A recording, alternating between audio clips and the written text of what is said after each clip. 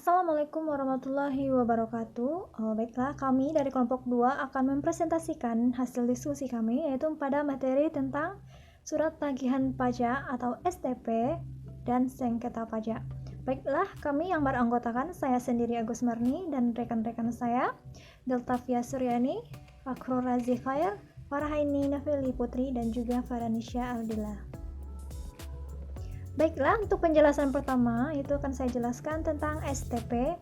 Yang pertama, apa fungsi dari surat tagihan pajak tersebut? Dalam pasal 1 Undang-Undang Nomor 28 Tahun 2007 itu menjelaskan bahwa STP tersebut merupakan surat untuk melakukan tagihan pajak atau sanksi administrasi berupa bunga atau denda yang mana berfungsi sebagai koreksi pajak terutang, sarana mengenakan sanksi kepada wajib pajak ataupun serta sarana untuk dalam menagih pajak. Jadi berdasarkan pengertian Undang-Undang Nomor 28 Tahun 2007 tentang STP ini, maka STP ini mempunyai 3 fungsi. Yang pertama sebagai koreksi, yang kedua itu sebagai sanksi berupa bunga atau denda dalam pengenaannya, dan juga sebagai menagih pajak di sini untuk STP ini. Baik, yang kedua yaitu penyebab dikeluarkannya STP. Dalam Undang-Undang Pasal 14 Ayat 1 itu Undang-Undang Nomor 28 Tahun 2007 mempunyai 4 penyebab dikeluarkannya STP tersebut. Yang pertama, wajib penghasilan dalam tahun berjalan yang mana itu wajib pajak melakukan tidak bayar atau kurang bayar. Dan yang kedua yaitu surat pemberitahuan itu terdapat kekurangan pembayaran pajak serta akibat itu salah tulis ataupun salah hitung. Jadi di sini kenapa surat pemberitahuan itu dikeluarkan? Surat tagihan pajak ini yaitu karena adanya salah satu wajib pajak yang salah tulis atau salah hitung. Dan yang ketiga yaitu ada wajib pajak dikenakan sanksi administrasi berupa denda atau bunga. Dan yang keempat yaitu pengusaha yang dikenakan pajak berdasarkan Undang-Undang PPN, tetapi itu tidak melaporkan kegiatan usahanya, yang mana setiap pengusaha tersebut dikukuhkan sebagai pengusaha kena pajak atau PKP. Dalam hal ini ada 3 poin. Yang pertama yaitu pengusaha tidak dikukuhkan sebagai PKP tetapi membuat faktur pajak. Yang kedua yaitu pengusaha telah dikukuhkan sebagai PKP tetapi tidak membuat faktur pajak. Dan yang ketiga yaitu PKP membuat faktur pajak tetapi tidak tepat waktu atau tidak mengisi selengkapnya faktur pajak. Oke, materi selanjutnya yang ketiga yaitu sanksi pengeluaran STP. Apa saja sanksi-sanksi dalam pengeluaran STP tersebut? Itu dalam Undang-Undang Pasal 14 Undang-Undang Nomor 28 Tahun 2007 itu adanya berupa sanksi administrasi. Yang pertama yaitu denda berupa 50.000 jika wajib pajak tidak atau terlambat menyampaikan SPT masanya, dan Rp100.000 jika tidak atau terlambat dalam menyampaikan SPT tahunan. Oke, yang kedua yaitu sanksi administrasi yaitu berupa denda 2% dari DPP. Dalam hal pengusaha yang dikenakan pajak berdasarkan Undang-Undang PPN tetapi tidak melaporkan kegiatan usahanya untuk dikukuhkan sebagai PKP. Oke, dan yang ketiga yaitu sanksi administrasi berupa bunga dalam hal pajak membetulkan sendiri SPT-nya yang mana hasil pembetulan tersebut menyatakan kurang bayar. Nah, yang terakhir yaitu sanksi administrasi berupa apabila wajib pajak terlambat atau tidak membayar pajak yang sudah jatuh tempo dalam pembayarannya.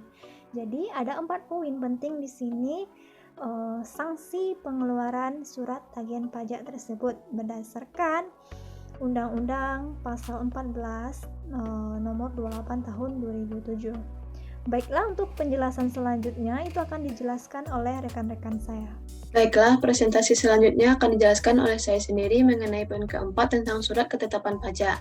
Berdasarkan Undang-Undang Ketentuan Umum dan Tata Cara Perpajakan, surat ketetapan pajak merupakan surat ketetapan yang meliputi yang pertama surat ketetapan pajak kurang bayar atau SKPKB, yang kedua surat ketetapan pajak kurang bayar tambahan atau SKB KBT, dan yang ketiga adalah surat ketetapan pajak nihil, dan keempat surat ketetapan pajak lebih bayar.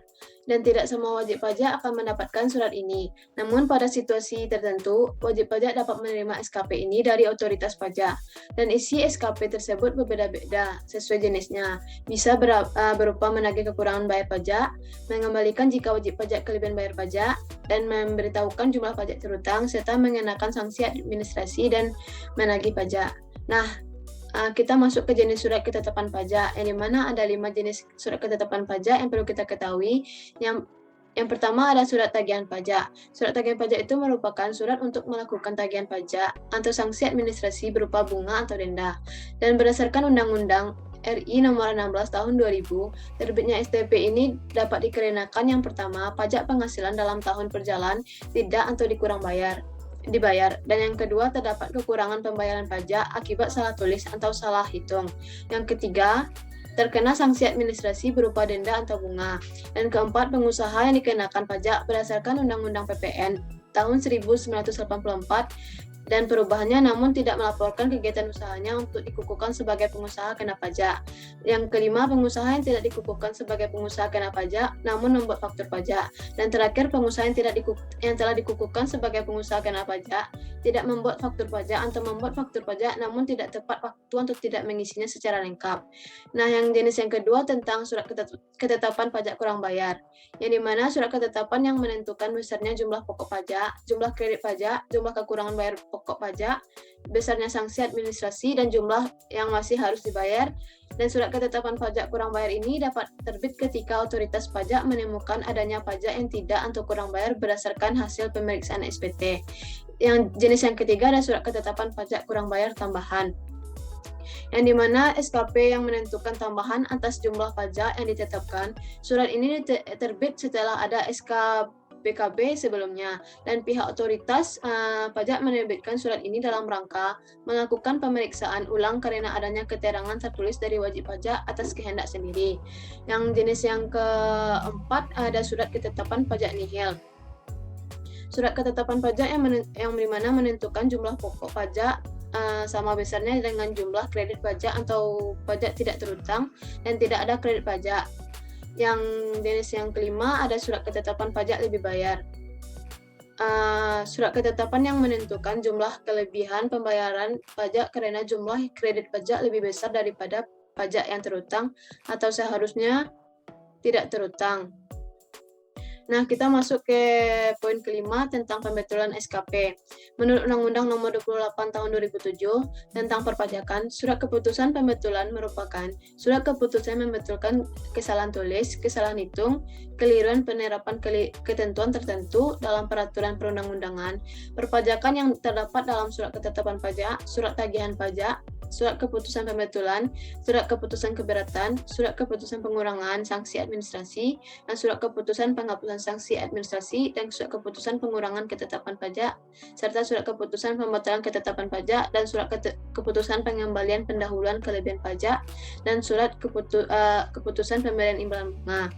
Dan dengan menerima surat keputusan pembetulan ini, seorang wajib pajak dapat membetulkan surat pemberitahuan tahunan atau disebut dengan SPT yang telah disampaikan dengan syarat Direktur Jenderal Pajak belum melakukan tindakan pemeriksaan. Baiklah, saya akan melanjutkan pembahasan materi mengenai surat tagihan pajak. Syarat mengajukan permohonan surat keputusan pembetulan, yaitu wajib pajak dapat mengajukan satu permohonan diajukan untuk satu surat ketetapan pajak atau surat keputusan. Permohonan harus disampaikan ke kantor pelayanan pajak tempat wajib pajak terdaftar atau tempat pengusaha kena pajak dikukuhkan. Permohonan harus diajukan secara tertulis dalam bahasa Indonesia dengan disertai alasan permohonan dengan menggunakan format surat permohonan sesuai contoh. Surat permohonan sebagaimana tersebut ditandatangani oleh wajib pajak, dan dalam hal surat permohonan ditandatangani bukan oleh wajib pajak. Surat permohonan tersebut harus dilampiri dengan surat kuasa khusus. Tentang keputusan pembetulan. Keputusan pembetulan harus diterbitkan paling lambat 6 bulan setelah tanggal pengajuan permohonan pembetulan diterima.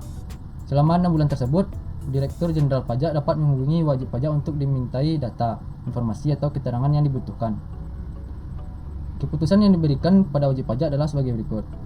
Yang pertama, mengabulkan permohonan wajib pajak dengan membetulkan kesalahan atau kekeliruan yang dapat berupa menambahkan, mengurangkan, atau menghapuskan jumlah pajak yang terutang. Kedua, menolak permohonan wajib pajak. Jika permohonan pembetulan yang diajukan tidak memenuhi syarat, maka surat permohonan tersebut akan dikembalikan dengan pemberitahuan tertulis. Wajib pajak masih dapat mengajukan permohonan pembetulan kembali. Materi selanjutnya yang akan saya jelaskan sendiri. Sebelumnya, perkenalkan nama saya Farah Hedi Noveli Putri, NIM 19233030 dari kelompok 2. Yang mana saya akan membahas mengenai sengketa pajak. Poin pertama membahas tentang pengertian sengketa pajak. Kita harus tahu terlebih dahulu apa sih itu sengketa pajak. Sengketa pajak adalah sengketa yang timbul dalam bidang perpajakan antara wajib pajak atau penanggung pajak dengan pejabat yang berwenang sebagai akibat dikeluarkannya keputusan yang dapat diajukan banding atau gugatan kepada pengadilan pajak berdasarkan peraturan perundang-undangan perpajakan, termasuk gugatan atas pelaksanaan penagihan berdasarkan Undang-Undang Penagihan Pajak dengan surat paksa. Materi yang kedua itu mengenai objek sengketa pajak. Kita juga membahas apa sih itu objek dari sengketa pajak tersebut. Ditinjau dari administrasi perpajakan, objek itu timbul ketika administrasi perpajakan tidak terlaksana sebagaimana mestinya. Dapat kita lihat dari contoh berikut ini. Seorang notaris diwajibkan melaporkan SPPT apabila kewajiban itu tidak dilaksanakan, maka tidak sesuai dengan peraturan perundang-undangan, maka akan dikenakan sanksi administrasi oleh pejabat pajak. Faranisha Aldila akan melanjutkan materi tentang sengketa pajak.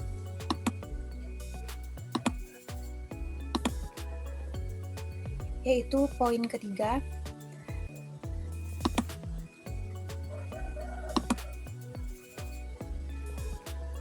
Timbulnya sengketa pajak. Nah, pada bagian timbulnya sengketa pajak ini ada 4 poin penting. Yang pertama yaitu adanya kebijakan perpajakan yang dikeluarkan Ditjen Pajak berdasarkan kewenangan yang diberikan undang-undang, namun wajib pajak merasa tidak puas dengan kebijakan tersebut sehingga mengajukan upaya hukum yang memang diperlukan oleh Undang-Undang Nomor 14 Tahun 2002 tentang Pengadilan Pajak. Yang kedua, adanya perbedaan interpretasi antara wajib pajak dan Ditjen Pajak mengenai aturan perundang-undangan.